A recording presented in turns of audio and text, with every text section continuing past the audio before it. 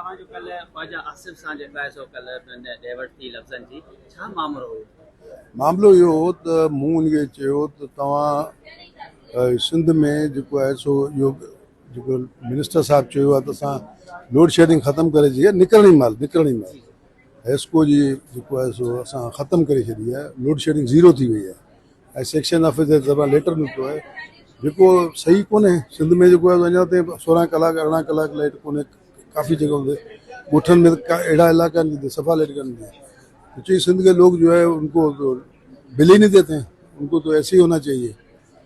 तो वो मुँह वो जुमलो जो है मुझे ख्वाजा साहब ये रवैया सही नहीं, आप बड़े बड़े हैं, पंजाब बड़ा सूबा है, हम उसको बड़ा भाई समझते हैं, आप वो रवैया अख्तियार नहीं कर रहे हैं। तो ये तो फिर गलत बात है। बलूचिस्तान भी आप देखे वो भी आपसे नाराज है, वहाँ के इन्हें चिड़ी पियो वो बदतमीजी कई बेज़ारी ॻाल्हि आहे, सुठी ॻाल्हि कोन्हे।